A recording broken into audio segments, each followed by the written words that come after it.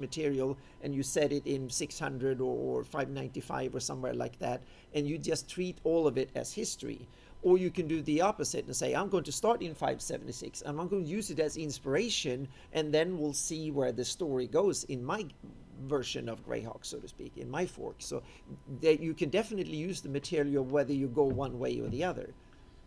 I would say, I'm so- sorry, go ahead. What I've done with mine is like I started with the Darlene maps and everything, fell in love with them.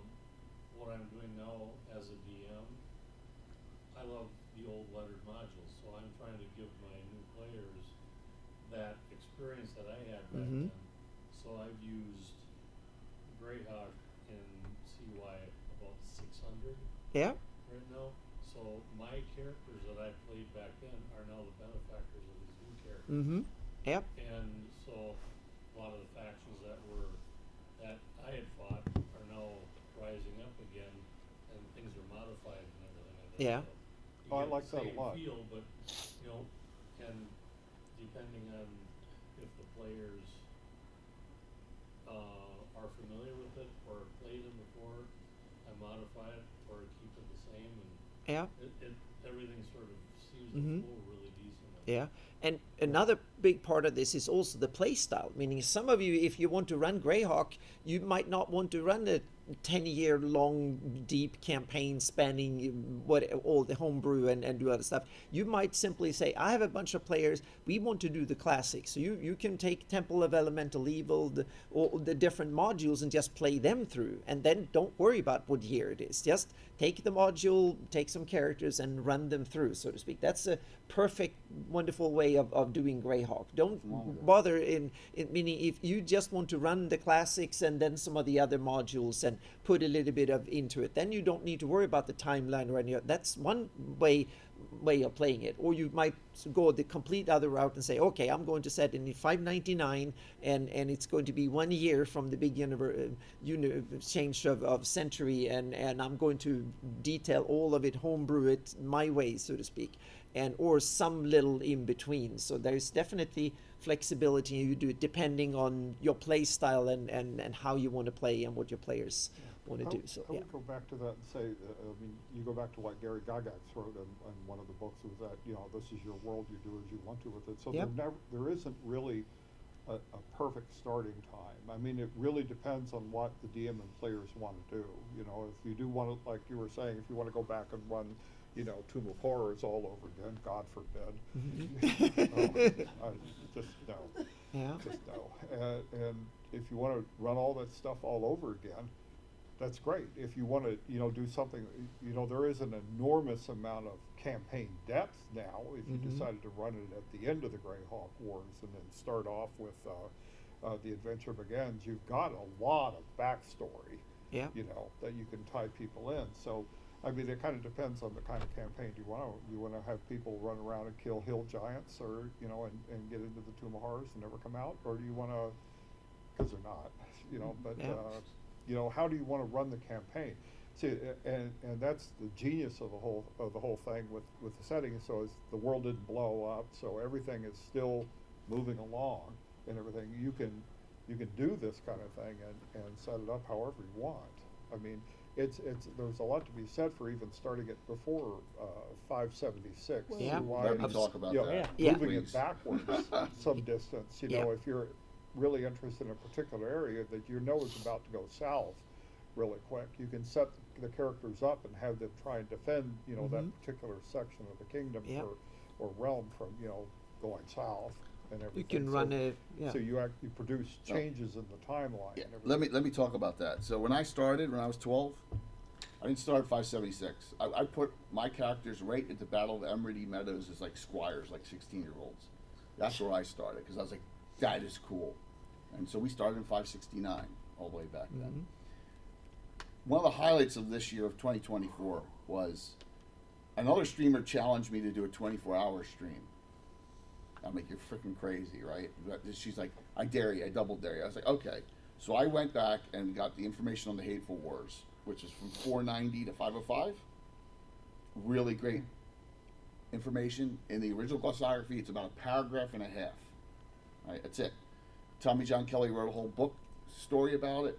did that information. I ran 3 games, different scenarios over that 24-hour stream, basically historical, and I had characters that were ascendants of characters in my campaign from 100 years in the past, and it was awesome.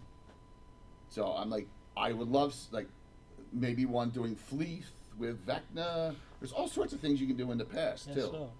You know? Yeah. Run a Vecna I campaign mean, there's set all in sorts like of great things you could do. Yeah. Zalen That's a short campaign. You know? campaign. 700 years ago and run a Yeah. campaign set in Vecna, fighting him in Fleeth and Turmoil stuff between like that. crowns Yeah. era. You know, you could do all sorts of The twin things. cataclysms, try to avoid it, but then on the other hand, you changed Greyhawk, your version of Greyhawk forever, so to speak. So You just need to Yeah. do a little research and just Research. have fun with it. Yeah. I mean, we had everyone bought into it. Wow, I get to play the great grandmother of my character. My character now, it was awesome. you can have the wars against Dragatha and stuff like that back in the Yeah, absolutely. City of the Gods in the land of black ice. Exactly. Yeah. Exactly. You've basically got so much material. I mean, you can definitely put a lot of it to work. Yeah. You know? One thing I wanted to add on to that, just going way into the far future of the world of Greyhawk, what are y'all thoughts on Greyhawk 2000? Oh my God. that was an interesting. Yeah, please, Roger. You were around working there Roger, when, I when know that you. was published. Yeah. Oh, Uh, you be honest, Roger. okay, I'll just be honest. I'm Please. not the biggest fan of it. I know people who are very much into Greyhawk 2000, and I mean really into Greyhawk 2000 because what they're projecting ahead from what Fluffit Smedger was saying in some of the intros was that magic would begin to fade and technology would begin to take over, but there was no real guarantee magic would end.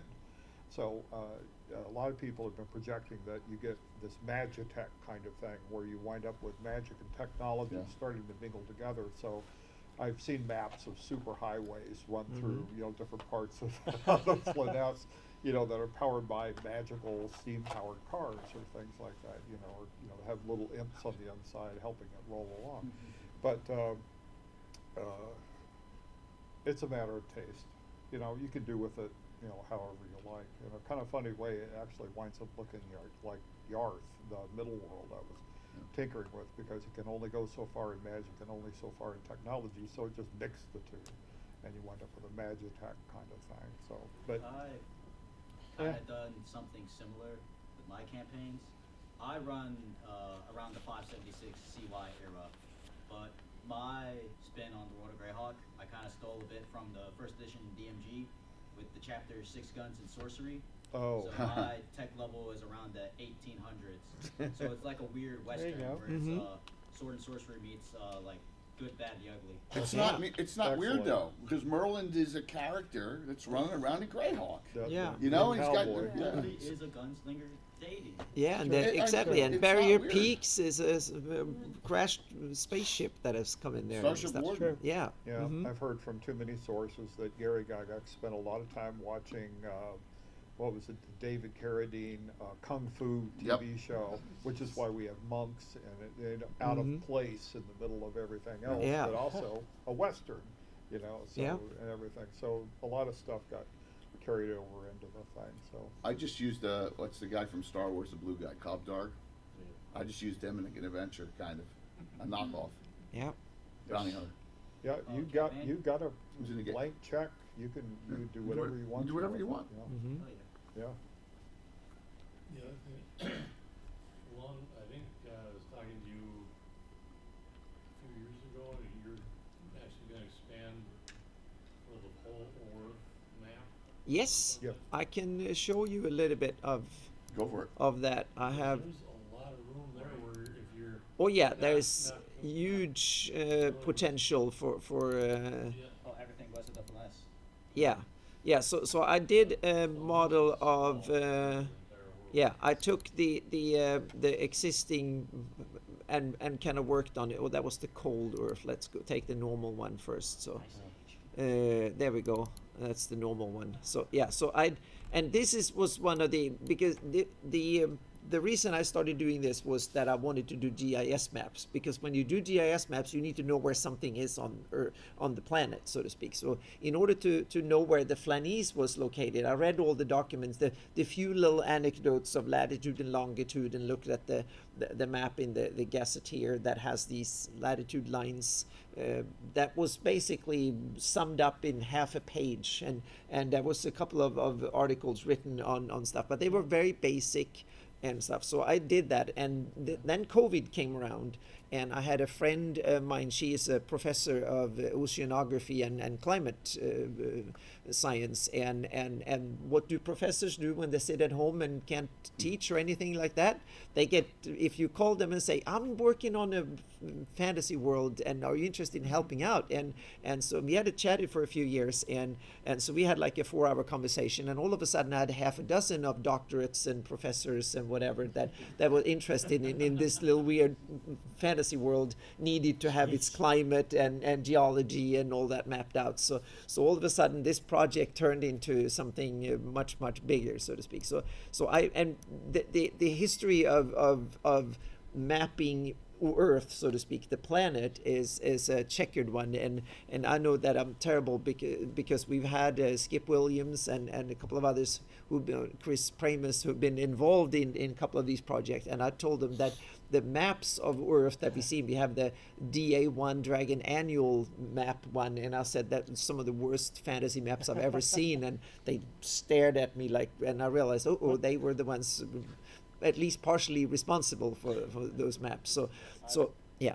I'm kind of guilty of using that map for some of my references. Yeah. I know I kind of have a plan of a module, if I knew how to write a module, that was loosely based off of a joke. Like, the cartel would literally stop what they're doing if Akira Toriyama, the creator of Dragon Ball, got kidnapped.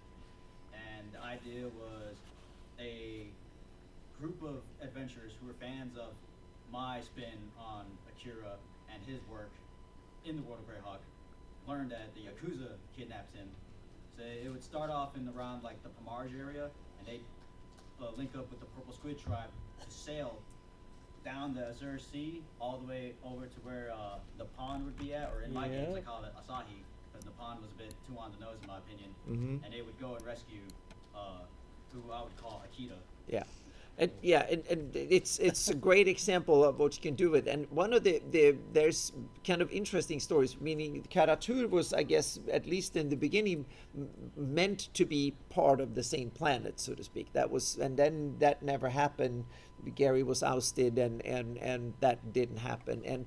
And then you had the Dragon Annual map that was very, from what we understood, happened in a weekend, so to speak, and it was very quickly. And it looks, to be honest, like a cowhide. It has these, every corner is basically a triangle that sticks out, that is cut off, and that is like repeated 5 times over. So it's a terrible map. And then we have the very creative names of Zindia, Urkreich, and so on and so forth. Yeah, Egypt and stuff like that. So it's Super on the nose. yes, meaning it's the level of creativity that the average DM usually surpasses, in my opinion, these days. So by a long shot. So I kind of yeah. saw those names as, this is the whole article is written from the perspective of Heward. So Yeah. Heward probably just like Yeah. went there for a second, studied it, Yeah. and skedaddled, and I was like, Yeah. oh crap, I forgot Yeah. his names. Yeah. Yeah. Let me So- go to my Looks a previous lot notes from another Yeah. planet. Yeah, so my idea was I'm going to present the terrain and not put names on it, so I wanted to present kind of a model and one of the key aspect is that none of the terrain, because there was a revamping of the chainmail that came back about 2000 or just a 3rd edition came out. They wanted a new battle system, so they took the old chainmail name and then say, we want to have I guess that's when Warhammer started getting popular, and Wizard of the Coast realized, we want to sell a lot of figures too, and so they took chainmail and revamped, and they realized, we have this Greyhawk setting that was at the time actually the default D&D setting for 3rd edition, so that's probably why that happened, that it was going to be a part of it. So they set that in Western Earth or Eric over here in the western part, and they created another map that looked in some ways more beautiful, but in my opinion, it's kind of almost as abysmal as the DA1 Wasn't map. the scale This, kinda yeah, off? the scale was completely off because they did like marshlands that were half as and the forests that were roughly the size of the lower 48 states. So everything there was nothing was smaller than 2,000 kilometers. The person who did the map had no idea.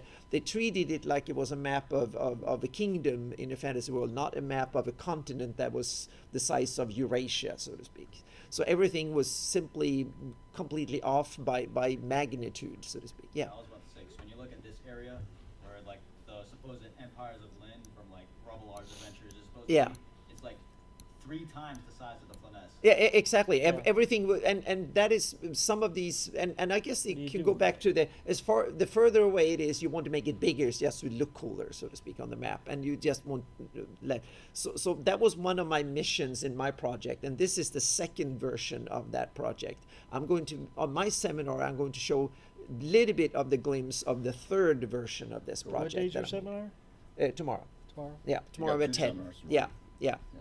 We have one with Ed later, so to speak. But so one of the main purpose of this was to show the scope of this, meaning it's a planet and with an enormous amount of land base. So this is just a first test, and then I took it from so you have northern summer and with the South Pole and the North Pole, and then I made a northern winter where ice, and then of course we have to have.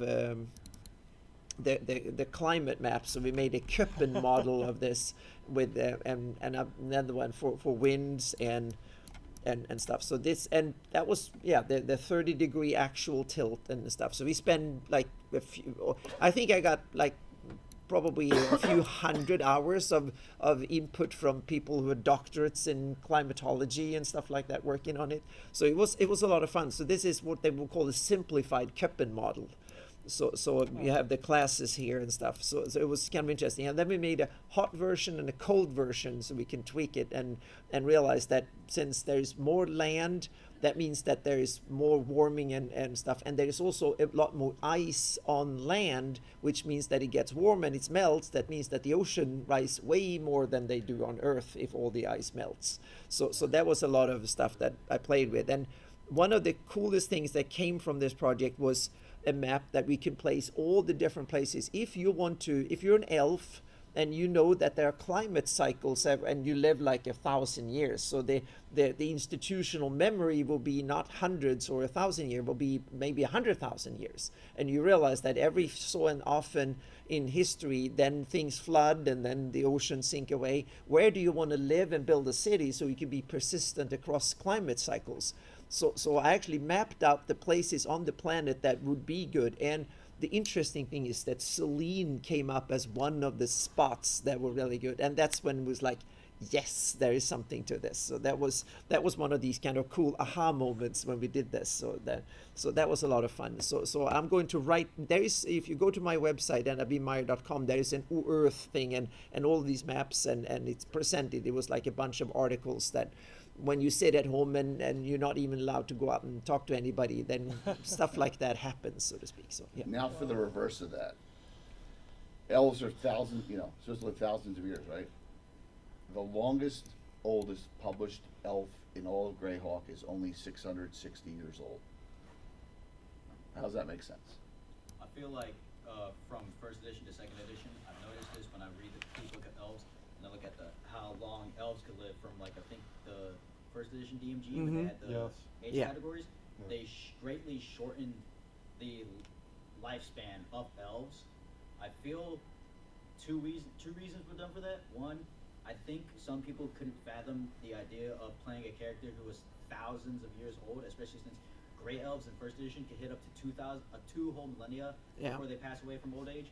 And the other idea was that for Elven PCs, they wanted to make it to where, you could actually suffer aging effects. Mm-hmm. So they shortened the lifespan to have that be an effect. Because if you saw a ghost and if you fail to save, it aged you by 10 years. Right. Elf would have little to no effect to that. I was like, I just aged a decade. Okay, that's like Yep. 1 year. Mhm. Actually, you're correct. I am? Yeah. You are correct. Yeah. So that was some of the thinking that went into it. And Though also particularly the, any kind of aging effect seemed to have no effect in the game, so they came Huh. up with a stat No. of withering Uh, instead. Yeah, but you're right, that wasn't a good, problem. good point. Also the damn moonbow, where El's got to go to Lendor Isle all of a sudden now. Yeah, Right? that was that was a Carl Sargent when he Carl Sargent. revamped the Yeah, setting. He made the He elves. just had a huge yeah, sigh. I'm yeah, sorry, Roger, bringing yeah, up this stuff. yeah. He revamped the elves Yeah. to be much more Middle Earth Tolkien-esque Yeah, elves, yeah. so to speak. He, I Yeah. definitely saw that in the complete book of elves. Yeah. book. Yeah. And there's also my favorite elves, the Drow. Yep. Who are all like, these are Yeah. evil and stinky. You probably shouldn't play them. But Yeah. they're pretty powerful. Yeah. So. and the Drow is one of these interesting things that had its origins in Greyhawk and then have now become kind of a standard fantasy fare Yeah. that is almost everywhere, which is kind of cool. And Vecna, so there are a bunch of stuff that originated in Greyhawk and then escaped into general fantasy, which is kind of cool. Yeah. There is I want to give a very quick insight into the big map of Orth, how that came about. I know there's occasionally controversies online and everything about where this came from. Yeah. I I'll see if found I can find it. Okay, so somewhere. Yeah. let's just clear that all up. I found it in a box. I was in the habit from the 1980s when I joined TSR, going through a lot of their old back boxes and everything, and just seeing what I could dig out. Not for keeping, but basically just anything. I'd get in the library and start pulling out boxes and start going through all of their old stuff. And there was the map. It didn't have anything to go with it. Oh, It was wait, just a can't single find it. sheet of paper with actually pretty much everything that you see on the Dragon Annual #1 stuck on it, but without any explanation. I cannot tell you who drew it. I know that whoever did it did a good job of, at least the finesse in connecting it up Yeah. to everything else. But then you get that giant starfish section over on Mhm. Exactly. Western That's Orc, yeah. which looks kind of, out of place. It's kind of like But- when you're signing your name and then you go. Yeah, Yeah, exactly. That's But the, yeah. mhm. no, it's authentic. I just can't tell you who drew it. I can't tell you where it came from. It was basically just picked up and adopted because somebody had done something with it. We don't know who it was, And but so they just spent a lost lot to of time. Yeah. They're just lost to time. There's a lot Yeah, of stuff exactly. lost Yeah. in time. And Yeah. even after there was a lot of Unfortunately. internal discussion, and we couldn't figure it out. Nobody Yeah. admitted to it. So. Well, So- nobody Yeah. wanted to. Yeah, I added this continent on here, and that's an homage to Frank Menser's Aquaria or Empiria, but it's gone under different names, so to speak. And so I call it Menseri in my campaign to his honor, so to speak. So I put that in here as a continent. I think Yeah. that continent was mentioned a few times in the Gore the Rogue novels. Yeah, I've only read up to Artifact of Evil, so That- what that- I've seen on it's getting crazier and crazier the longer you read, so to speak. But yeah, We had Frank Menser on the show about a month and a half ago, and he specifically, if you look through the Egg of the Phoenix series, it says it's in Greyhawk. so that's Yeah, the there's Yeah. and they Yeah. say, oh, they missed Yeah. an edit. Yeah, Yeah. it's in the 4th module. Yeah, yeah. It goes into some detail. yeah. Yeah, Um, and Gary, Frank had an agreement with Gary that his world was in Greyhawk, but it was separated Yeah. in the other end of the world, so to speak. So yeah, interesting. yeah. So I just put an homage in there, and Yeah. and I can't. I'm not under NDA, so I can't tell you what parts are from where, so to speak. But I've seen there was a Frank Menser had a Kickstarter like 10 years, about 10 years ago, I think. Was it 10? Yeah, almost 10 years or 8 or something like that ago, but that failed, unfortunately. But there was some work done and stuff, and I was involved in it, so to speak. So I've seen the stuff there. So but what of this that matches that, I can't tell, and of course it's not a copy of it. So it's a slight homage here and there to what's come. So hopefully that might come on in the future. We'll see. Yeah, something. So yeah.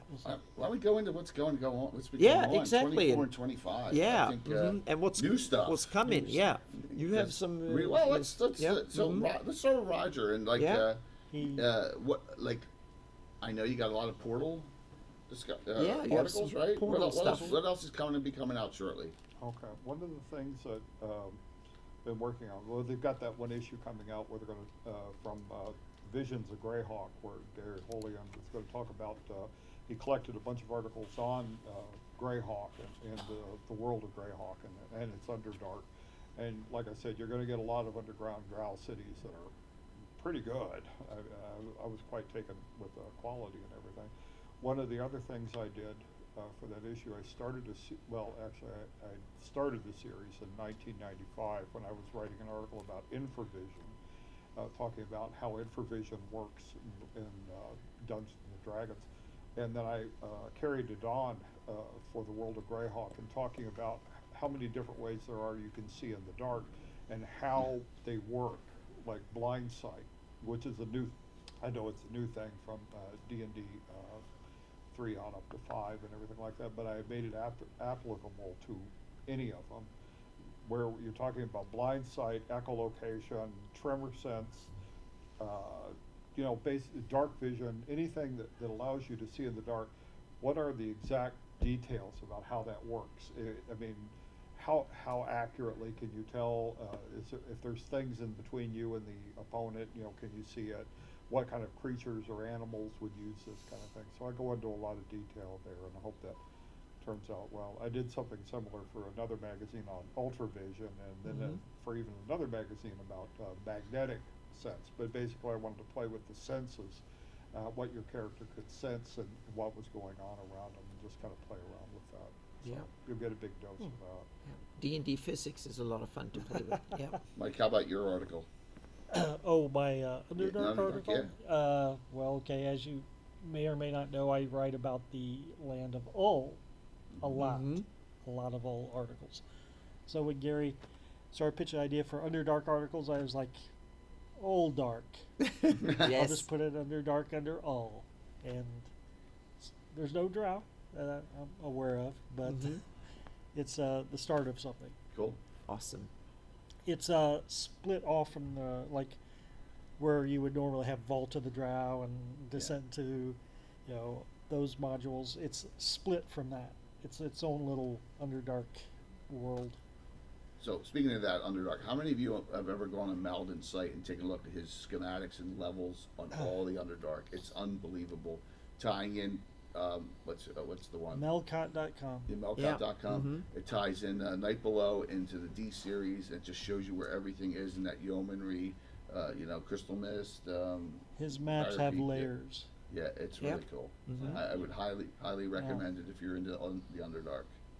Definitely a good, cool place. So, all right. So, 2024. I've done a lot of partnering with people. Did some with Gary Julian, created an actual priest. He wrote up a bunch of articles, or main article on Saint Benedor, so I did my specialty priest on Saint Benedor, which I love that deity. So we're going to continue to use that in another upcoming publication. Get to that in a second. And then Ed is kind enough to, he comes on my show and does lore for both Greyhawk and Forgotten Realms, if you've seen Ed on. So we're taking those things and we're transcribing them into the article, and like we did one on rumors. He does his rumors in Greyhawk, and then I add mine that are in my campaign to it. So it's pretty cool to be able to write with Ed Greenwood in a Greyhawk article. Yeah, it's really neat. And like I said, Ed's a very big proponent of Greyhawk. Really It's some good cool stuff.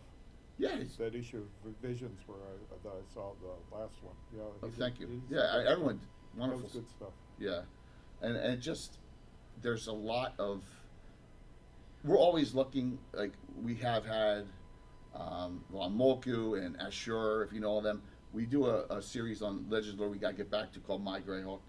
Yes, that is. We've had what is like 4 episodes when people come on and talk about their campaigns and the odd things and the cool things they've done, which I think is awesome. We need to have more of so please reach out if you've played in and have your own homebrew and stuff like that for Greyhawk. Hop on that. I got 3 campaigns going on right now. Yeah, There you go. just give us information. Yeah. We really want everyone to get in that. And start blog about what you do. It's like into the Von community. Molku, Mike Mosbarger, he is a great example. He puts all the cool notes of stuff that he comes up for Nairon and stuff on the blog. One more question, and I do apologize. I'm just super curious. One thing I've noticed about some of the 2nd edition content for Greyhawk, like with Ivid the Undying and the Slaver's book, some of the content I feel came from some older Dragon Mag articles, like the Fiend Knights were from Dragon Mag number 59 and whatnot. I was wanted to ask, was that intentional, or was it more so that since Gary got ousted and somebody wanted to continue the World of Greyhawk, they felt like, oh crap, we need material, let's canonize some Dragon Mag stuff real fast. So I wanted to know the thinking behind that. I think that's a bone of contention to this day over Rob Kuntz. And if you've seen him on Twitter going off on a lot of things, I think he really is upset about a lot of what happened then. Is that correct, Roger? With the pilfering a lot of what they had written. I don't know particularly about him. Okay. Okay, I haven't read much of what he said about I it. think so- Carl Sargent just researched his stuff very well, and he Yeah, used exactly. That was everything part that was of it. written. Yeah, exactly. They did.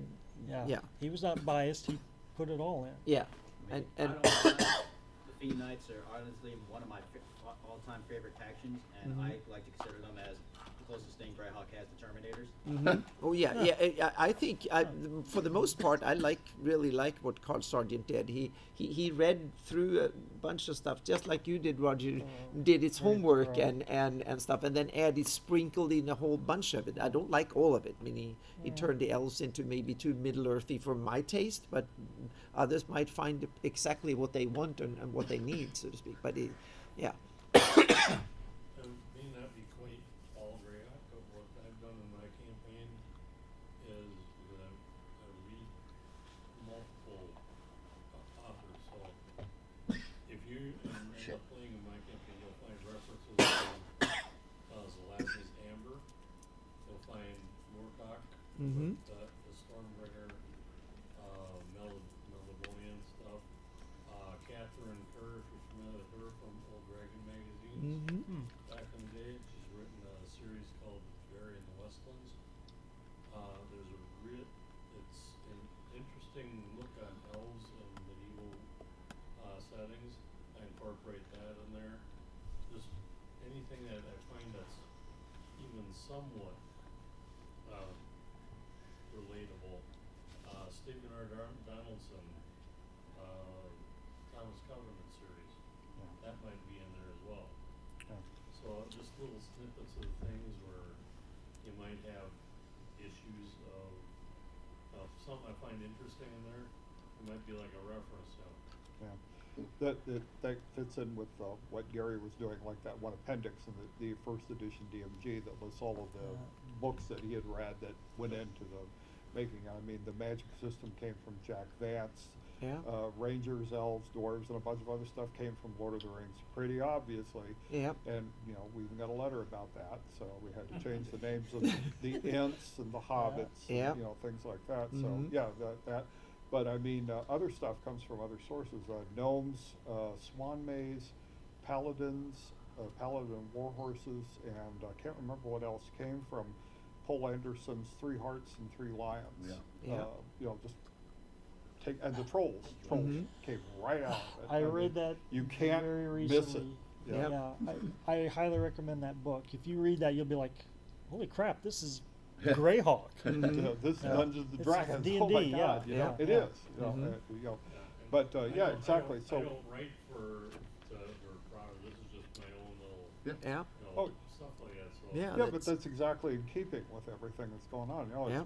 perfectly Greyhawk. Mhm. I mean, just about everything is perfectly Greyhawk. Yeah. Because it was painted with such a broad brush and everything.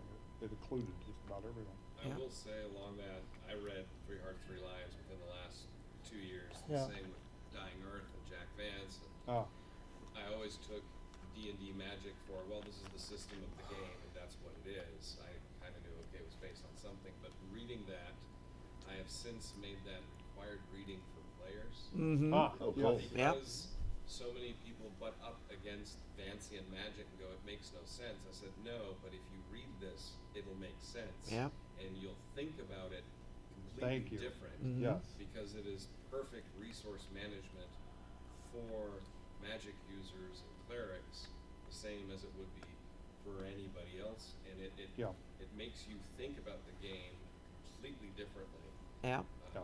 And Yeah. value the magic system. Oh, So yeah. that has nothing to do with Greyhawk. I just No, was but using yeah, Oh, it yeah, for it's Lions, No, yeah. that's a good point. I totally No, agree. When you excellent look, idea. yeah, Excellent. you should look. Then I try my best to look at function of the game from a setting perspective, not from a rules mechanics perspective, so to speak. And it's also interesting because some of us, we play, and I'm very guilty, but when I started playing, the rules were the interesting part.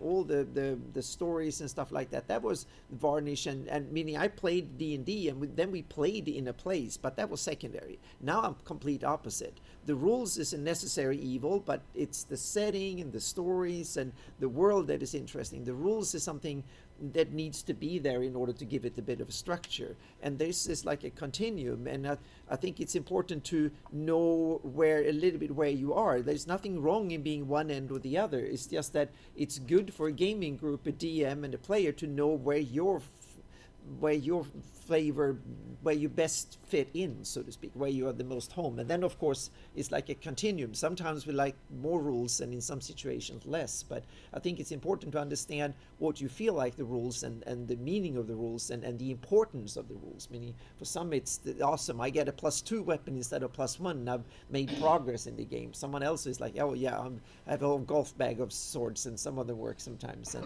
but they want the sword with a name and a story and a purpose and all of that. Whether it's have a +C and so, it's less interesting. But the story, who made it, and they can show it off, and it will be ooh and ah of whole armies and stuff like that. Stuff for some place that is way more important than the pluses, and some people are like, oh, it's equally important. So some players. So I think it's a great aspect that I think we as players should at least keep in the back of our mind, so we can seek out other players that like to play the game the same way as us, and also when we're running games, be aware of the preference for players, so we can accommodate at least a little bit of both the crunch and the fluffy players, so to speak. There's a happy medium. Yeah. Yep. My 20 rule books are behind me on Thursday nights. Yeah. Yeah. Yeah. Spells and yeah. customizations. Yeah. I can mention real quick a project I'm working on that has been in demand for a long time, and I call it Sources Project. I'm starting to write down the sources of every name that is on the map. There is like 10,000 names or something like that has been on my map. So I'm going through and putting in sources of each and every one of them. I have done like 400 or something like that now. So it will be available as a Notion database online, so you can find it or download it as an Excel spreadsheet and stuff. So, thank you.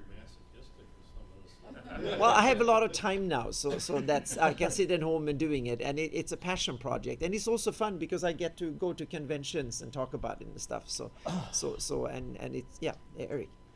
So I'm glad you're doing that, because I asked Mike a question earlier today, and he said, I don't know. I don't know. Yeah. In the Theocracy of the Pale, near the troll fins, Yeah? is an asylum. Where did that come from? It's got to be Living Greyhawk. Okay, let's see if we can find it here. So There you go. This is your chance. Yeah. Gotta Yeah. be Living Yeah. Greyhawk. Yeah. let's see. And the problem is that a lot of stuff I put in there a It's long by Winter time. Shivet. By Winter Yeah. Shivet. There's Tristor, which Yeah, is we have Tristor and No, it's in the mountains. it's up in the mountains. Okay, it's so in the Rakers up in the Raker somewhere. So Go let's down. zoom out. Down. Okay. by Winter Shivet. Okay, my Winter Shiven. So here we go somewhere. Black Tower, Copper Gorge. No. It, Oh, I see it. It's right a- by that, where that, Keep going. Yep. Sounds like a trident. Nope. Back. I see it small. See it? Go left. Go left. Left. Oh, Right. there you see it. Oh yeah, Raker's Asylum. Rakers Asylum. Let's while you keep talking, and I'm going to find out, and we're going to see. While she's searching, here's a project that I was involved Yes. Let's Mm-hmm. get in. into I don't some know good stuff. if y'all have heard about this. So this combines the 2024 World of Greyhawk information with like an old school gazetteer sensibilities. So this is spearheaded by Troy Alleman. I did the Backlunish countries, and so my contribution's small, but there's a bunch of people in the community who did this. It's on DM's Guild, It's gold already, right? It's gold. and it's gold. Yeah, so print on demand now. That's what it looks like. Yeah, It's- and it's got it's you know, about for that 90 some reset for fifth pages. edition. It's also got a crossover showing what's old and what's new. So like, because you have Anna's map. yeah, you have places that like, what the hell's Erdiak, right? And so, and it shows that it's North Kingdom still. Yeah. You know, the Mike Schley map is based on Anna's outline, right? Anna's topography, but there's some things that just the answer is not there. Why the names were changed? It is from Dungeon Magazine '83. There you go. It's an adventure. Then. Oh, It's an adventure. Well, It's okay. the Not it's living the Greyhawk. Raker's Asylum and the city of Faranth in the Theocracy of the Way considered canon. No, it's Great. It's one of these things that could be maybe canon, so I put it in there, so to speak. So yeah, That's what I was gonna say. Mike? Yes. yeah, Title of that thing's supposed to be yeah. So This there's is, an adventure Well, summary and that's adventure revised. background. World- Let's yeah. pass that one Yeah. around. Yeah. But That's one good. one of the ways I do this is that I was a soldier and stuff for some years. So I took back then I printed out and had PDFs and printed out copies and had books with me. And then when I had time left over, I read things and took notes. And over the years, it kind of There might I be a took it QR from each code on area. that, I And don't know. Then I also Somewhere. did when I was going to map an area. I first asked for like, oh, what should I include and so on. And crickets, I didn't hear hardly. There was a few things and so on, but no one said anything. And then I meticulously researched for like 6 months, and then because I started doing the map in small little chunks. And then I put that out there, and then people, oh, you forgot that one, and you didn't add that one, and that's misspelled, and blah blah stuff. and then I Nothing realized is that too insignificant maybe for I Anna. can use this to my advantage. So instead of researching the heck out of something, I did a half decent job, put it out there, and the critics hammered at it, and then it's like yes. And then I took that as research. And that worked really well until I did the dumb mistake of actually telling someone of these people that I'm using your criticism to shortcut my work. And they got so pissed, and then that stopped too. So yeah, so and that's an advice. Use your worst critics to help you, so to speak. Worked yeah. for me. So, Worked for yeah. me. Yeah. Yeah. But I think the drama era's kind of ended finally, right? Oh yes, now it's yeah. This is 20 yeah. years ago and so on. It was Yeah. much more toxic for many different reasons, and thankfully politics have gotten worse, but the community has gotten a lot better, so to speak. So it's wonderful. So yeah. So but it's and also to have, I'm not a scientist or a scholar in that sense, but I have some information gathering knowledge of other fields, so to speak. So to gather and process information is something I've had professional skill at, so to speak. So I know how to bring things in and they put it together. People on too, some of the stuff you did with the temperate zones and Oh yeah, exactly. But I just love to interact with all you guys and others too about this, because when you sit at home and you do something and when your neighbors start asking, or family, and what the heck are you doing? I say, I map places that don't exist, and they look at you like you're a complete idiot. And that's why it's so wonderful to come to conventions and people look at me, oh, what you're doing is interesting and it's useful for me and stuff like that. So that's one of the beauties of this. Yeah. Just a quick question. The speed with which you were able to answer where did that asylum come from, Yeah. do you have a plan to put that database information? Unfortunately, I can't put all of it, but because it's in Evernote, because a lot of that is copyrighted information, so I can't. But what I will do Say is source. exactly. I will, but thankfully, a lot of other people have made. They have written down. There's like wikis and stuff like that. So I will exactly. I will either link to these wikis when they have useful information, or I will write at least a paragraph or two. This is the reading. Go there, so to speak. And then I will add stuff, and I will also filter it. So they will be like published source, and it will be Living Greyhawk, fan created or created by me. So if you don't want any of my crap, you can kind of filter that out, or if you just want published source, or you can, I don't want to see any Living Greyhawk or stuff. Yeah. I was gonna ask about like with liabilities of place names and stuff like that. Yeah.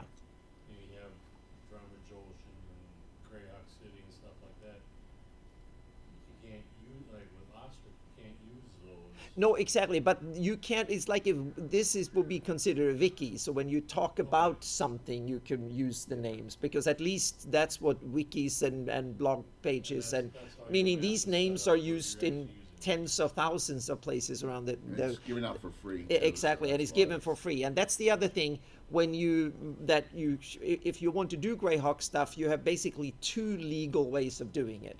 Either if you want to publish it, like Carlos Leixing doing with Castle Entertainment, for instance, and many others, then you have to file off the serial numbers, meaning you have to rename things and change the intellectual property, call them a little bit different and so on. But people who know Greyhawk can, that's what it is, and then you could retranslate them afterwards. Then you can sell it. That's one way. The other one is to operate under the fan creation policy. And that is basically give it away for free. Don't pretend that it's an official product. Don't use the logos from official, but you're allowed to give it away and then ask for donations. It's specifically, you can go to Wizards of the Coast website and read the fan creation rules, which are actually, to their defense, very generous compared to some other companies. So they haven't shut that. Now there is a third way, and that is to publish on the drive-through, and you can publish their DM's Guild and publish with using IP and publish it And we there. have So something now, exciting about Yeah, that. yeah, So, exactly. Here are two. Every year, if you know, we have the Kafka Archive. The community finds adventures that Leonard wrote for conventions, and then Yeah. they convert them into yeah, it's adventures. Troy Alleman and Cannibal Publishing. Troy is the mastermind behind this, and then he has had various helps from Josh Pop and from a whole everyone, bunch of yeah, people in the community, Alvaron, including me. Daniel Boggs. Oh yeah, we've had, there's like a dozen people involved in here's each one of for them. this But year. yeah, so we have done, and these are available both from my website and from Cannibal Publishing website in PDF form. They're available for free, and they're based on the material that Len left behind that was never published. So we taken that material, polished it up, put pieces together, added the stuff that was missing, and put graphics and maps and stuff, and then. Is that material that, like the, what was it called, Devil Spawn and Mozilla, the PDFs that they had? Now this is stuff that you would like. What is this? We never It's received even before. after that. Yeah, you know, yeah. some Yeah, stuff yeah. you've This never this seen is this before. is stuff that Len had corresponded with a few others with, or Okay. stuff he just wrote by himself that was never saw the light of day at all. And but he ran it at a yeah, con once. yeah, and then we interacted with Len quite a bit the last Yeah. few years he lived, and then he left over. So I was the one that went to his home, and his husband handed over all the box of old. So we went through all his gaming material and got it. Some of that will be donated to the auction this year. So there will be some of his stuff that will be auctioned away for charity, which was something he wanted. Some of the other stuff will be preserved by collectors who've gotten that too. So it will be preserved. But some of the most interesting items will go on the. He had a copy of the original pre-Darlene Greyhawk map and some other stuff there too. So. Roger? Yeah. I wanted to add very quickly, I'm glad you mentioned that about Lynn Makofka, because there's an enormous amount of non-official Greyhawk material floating around right now that's in actually very good published Yep. form and can Mhm. be picked up as a PDF. And there's so much of it, I'm going to throw that back to you all, because the three of you would know even better than I would. I mean, just exactly what's available. There's a lot. Oh yes, yeah, Yeah. There is a lot of Greyhawk yeah, out Yeah. there. yeah. Absolutely. So one thing I wanted to ask for you, Anna, on your maps, so I know like certain settings have like where their magic comes from, like Forgotten Realms have the weave. I believe Greyhawk has ley lines. It depends. There's different, and Roddy, you probably have some more, but there are some ley lines. But it seems to be that the story behind Greyhawk magic is very vague, so to speak, and it's just, and in that sense, Greyhawk is very vanilla D&D, meaning a lot of that is not explained and not thematically kind of added to in that sense, so to speak, because What Greyhawk, also ask, yeah. like, where would you put these ley lines if they were visible? 'Cause in my house rules for AD&D, I made a subclass for the magic user called the Mhm. Arcanist, who studies up on utilizing magic and how it was used prior to the Twin Cataclysms. So they use like a point system rather than the Vancian magic. And one of the abilities they get later on down the line Yeah. is if they're in a spot where a ley line travels across, they actually become powerful because they just directly rip magic from the ley line. Yeah, the funny thing, I started thinking about ley lines when I did the Midgard maps for Cobalt Press, because they have a system of ley lines and it's written in and you can travel with them, and there's all sorts of cool stuff that is both mechanically and thematically tied into the ley lines. And that's when do I want that in Greyhawk? And then I started reading and I realized there's nothing like that into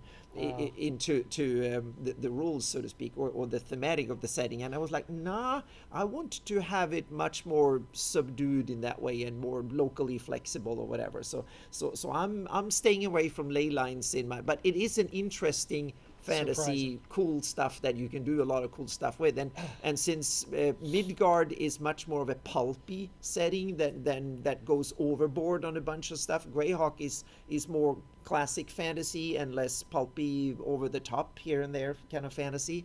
So but that's like, make it your own. If you want ley lines, then go ahead and put ley lines in A there. map that Anna actually doesn't want to do. Yeah. That's surprising. Yep. So because I've already done some. Yeah. A question, not totally off a different tangent, but just curious. The Greyhawk's been keep coming back to that setting for close to 40 years now, but I haven't really paid much attention, like, other than knowing that 5.5 has embraced it. Have you seen? Has that brought a bit of a recharge to the community or an increased interest? Are Yep, you finding definitely. a lot more interest in the resources and the published adventures? Yep. And I guess that leads into a good project that's going Yeah, on. I can say I have about 100 more patrons that kind of flooded in when it came, and my visitor numbers went up like 25% that month, and then post the Dungeon Master's Guide came out. And I get an email every couple of days from someone who, I'm new to Greyhawk and I found your site, whatever, and then fill in X, like, where do I start, or what is all this stuff, and so on. So and that my advice to all our people that have been around in Greyhawk: be welcoming to the new generation, so to speak, because they will be beneficial for the community and the setting and stuff for decades. yeah, and a bit of a follow-up. I know you can't talk about there's often you can't talk about current projects going on or things But like that. Yeah, we have some cool projects. We got Yeah. a mega project. So. Yep. Do you think there'll be more writers and independent or in-house with certain companies, putting more focus on Greyhawk setting adventures? So yes, there's a lot of the community that's really like you got the Forgotten Tomb of Asarak, which is in the Karen Hills, right? Anna. Oh yeah, You did the yeah, map we have, for it. we have. I can say that I've been approached by probably a dozen publishers. So there's at least probably about 15 or so now products on DM's Guild that have my heraldry or maps or Right. other content from me. And my policy have been, ask me, credit me, and you can use it for free. And so that's simply, if you want to publish something on DM's Guild and sell it, please send me an email and I'll give you permission to use it, so to speak. I don't want to give a carte blanche beforehand for people to publish, because that way at least I want to keep the veto just in case it's something I don't want my stuff to be in when it comes to published content. But all the stuff that are for Greyhawk is Creative Commons. So if you just want to use it for non-commercial, you can make your own version of it. But if you want to publish on DM's Guild, you don't have to pay me anything. You just have to credit me in it, and then you can use it, so to speak. So and there's about a dozen. So there is a whole bunch of stuff, and there is even more coming out. We're working with Luke Gygax Right, so on a series of Melf. He's going to do a series of Melf guide to Greyhawk. I think No, there's we're- 3 published so far. We're doing it, Anna. So, Oh yeah, so- we are part of it. So yeah, I don't want to it- overstate my that's role okay. in this. It's myself, yeah. Anna, Leslie Reno, and Stephen Randy McFarlane. They're working with Luke. Mm-hmm. We're going to publish Melf's Guide to Greyhawk. The first one is The Borderlands of Ayus. And it's going to be 3-part. It's going to be a series of adventures, Yep. along with a lot of information. It's going to be based in 576. It's going to be Melf with a group, and it's going to be gritty, old school Greyhawk. Okay. With Knights of Luna, go on, right? Back to 576. We're going to know what happened to Melf in the past, a little bit of a background story. what's going on in the Horn Society, what's going on in the Shieldlands. That's where we're starting.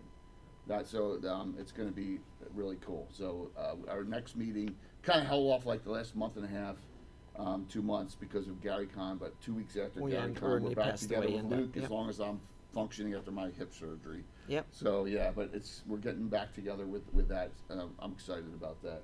Mm-hmm. Really coul. We're gonna have there's gonna be a lot of flan and things going on in that book. Oh, So it's funny that you guys had this question earlier. Despite who I am married to, I know very little about Greyhawk. Yeah. Where would you tell me to start?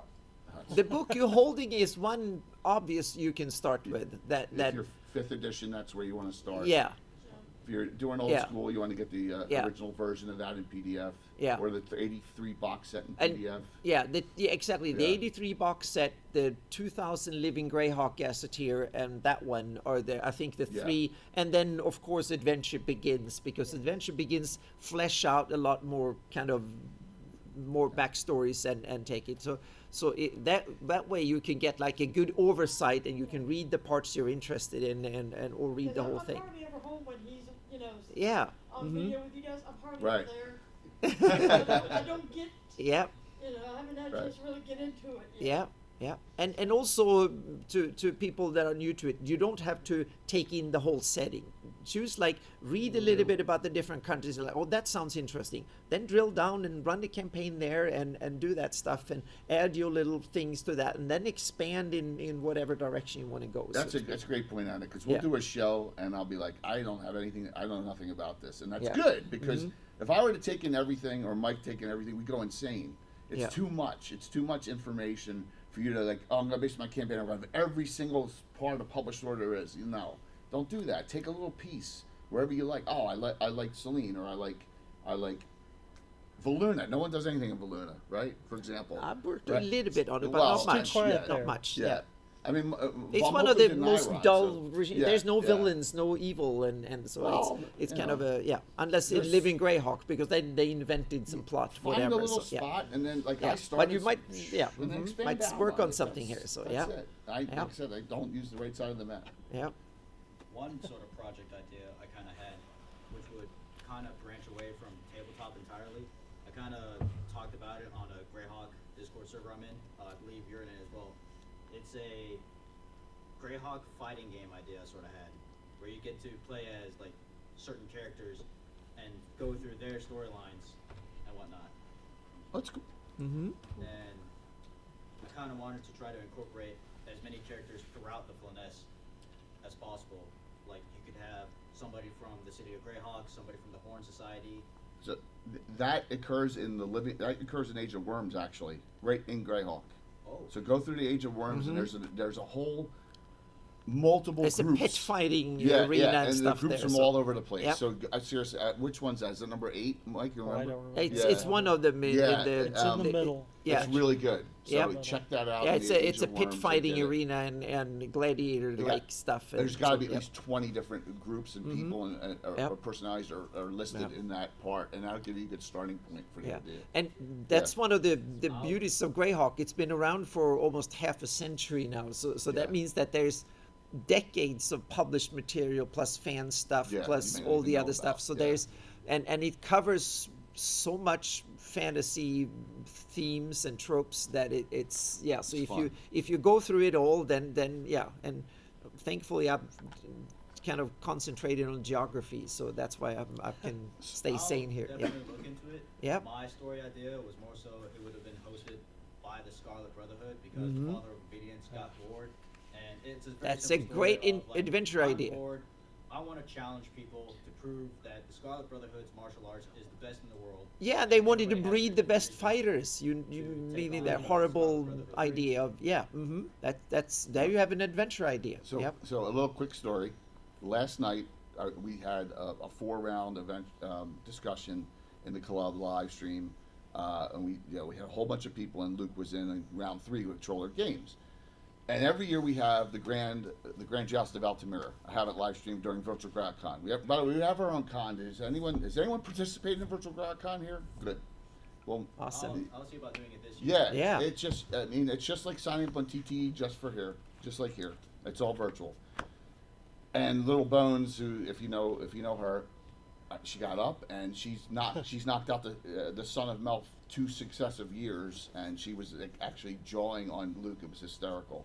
I mean, that's the kind of stuff that you can do in those kind of events, is that and just brings the community together. It's like, wow, we have an annual event, and you could do the same thing with a pit fighting thing. You could do all sorts of fun little. And then you should make challenges. some cool rules, special rules Yeah, for do that type of combat or something. So yeah.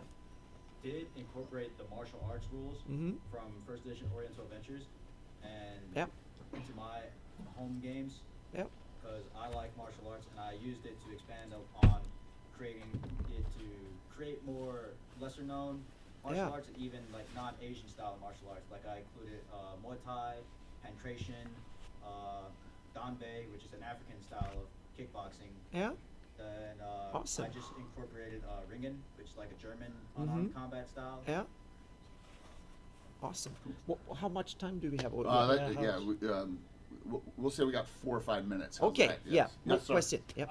At the end of the Greyhawk Con, you guys had the wrap up, and you were talking about, hey, what do we think? Because the DMs Guild hadn't Right. openly used the setting yet, and sort of what do you guys? You had such a great discussion about how some of you guys were thinking, the community has really thrived and really been creative versus having like a corporate structure, and how's that going to impact it? And I'm just curious about 2 things. One is just how now that we're a couple months in, how you guys feel about that, and Good 2, question. there was one individual that was like, Joe Block, we know. Yeah. Oh yeah. It was. Guess what? He's the happiest guy in the world now. I was just You've going to seen say he all was the stuff- biggest critic, and then he Yeah. was the first one to get 2 something weeks out of the later. gate. So yeah. Yeah, he's got And- like 10 things on DM. Oh yeah, Guild now. he's the yeah. Yeah. So Yeah. if he's I think a good indicator Yeah. that the Greyhawk community Yeah. has fared reasonably well with the new situation, so to speak. But even one of the most outspoken critics are one of the biggest beneficiaries for DM's Guild. I don't have anything in my name that I've produced on there, but a lot of my stuff is in Not yet. almost all of a lot of the Greyhawk related products have my stuff in it. So I thrive too, because when I get my credit, I get maybe a patron or 2 who send a few dollars my way, so I can sit and spend some more time doing this. Because I see it more like I create raw material. I'm one of the supporting actors in this drama, so I create raw materials for others to play with. That's my main role, so to speak. It's. I was very positive, and I just think Yeah. it's going in the right direction. D&D Twitch viewership is down, but we're up. So that's a good Yeah. that's a good view that I see, and it's just we just got to keep at it, all of us, the whole community, the blogging community, writing community. So good to have Roger back with Yeah. writing and putting stuff in for us all. Just you got Visions of Greyhawk and you got Grey Grimoire. So you got 2 publications that come out every couple months, and then there's a lot of stuff going on DM's Guild. A lot of stuff on DM's Guild. We have no idea who's done it, but when the community puts something out, we put it right on the shows and announce it. So yeah, so we'll keep on doing that as well. And then we'd love to hear about my Greyhawks. That's that's a fun thing to do. Yeah. Just And Greyhawk also I think we have one benefit. We are not tied to one specific rule system even or Right. edition of D&D, because since Greyhawk have spanned every edition of D&D, there is always a sub part of the community that play even 3rd edition, or maybe not 4th edition much, but all the other ones, so to speak. So that means that Greyhawk is not tied to a specific rule system, and we have a large part they play Pathfinder and C&C and others. So in that sense, since it's more like if you play the setting, you can use any rules you want that suits your play style, and you can place it in Greyhawk. So in that way, Greyhawk has and the stories are good enough that they come back. Even Wizard of the Coast, who wanted to bury it several times over, always seems to come back to it every decade or 2. They pop up again, so to speak. Undead. Yeah. They did the best thing they possibly could. They Yeah. put it out, and they didn't destroy anything. Yeah. Right? They just put out a map and Yeah. some minor stuff. So yes. They are doing a Legends of Greyhawk, very similar in the Living Greyhawk Yep. Yeah. thing, Mhm. so Yep. they'll start that soon. It's wonderful. Just had a preview Yeah. Well, they did the Battle of Emerald Meadows, right? Yeah. Yeah. Absolutely. Which everyone is going to supposedly die at, so. Okay. Except before the campaign Yeah. starts. So it's Oh, gonna okay. be- Involvement, That's yeah. that's cool. So yeah, so it's good that it's both official support and all Yeah. from us old grognards who play way too long, who sit in Yeah. our basements and our now offices where we sit and go to conventions. So in that sense, Greyhawk has endured for some decades and will probably do so for some more decades to And come. whatever they do, it's not going to affect your own campaign at home. Yeah. Yeah, And that's the but best it's thing. always good to get new people coming in who younger generation, which is fun because they can keep the stories alive and evolve them into the future as well. You can reach out to any of us during the rest of the con. Yeah, Say hello. yeah, you can find me at annabmeyer.com Yep. and I'm on Blue Sky and a whole bunch of other stuff now. So yeah, I'm also a comic artist, so if you go onto my Yes. blog Greyhawkery today, I Yes. just posted a new cartoon. oh, Awesome. awesome. Which one? It's a GaryCon special, Mm-hmm. so you have to check that out. Very cool. Awesome. Are you the guy that makes the Thursday Cultist comics? Yes. Mhm. I do find those funny. Yeah. Oh, Thank they're you. awesome. Thank you. Roger, anything in closing? Party. All right. Awesome. Party hard. Thanks all for coming. Really Yeah, appreciate thank it. you Hope so much. Enjoyed it. I Couple want to more get a picture days. of all of you. Yeah. There, I want to get a picture of all of you. Oh. And I'll send it to you so you Oh, you want you? can send Take it. If I can have those, Anna, those two. Oh yeah, I'm just gonna shut down. And, All right. and let's see here. Getting offline. Thank you all for watching online, everyone. See Yeah, you soon. thank you. I wanted to ask,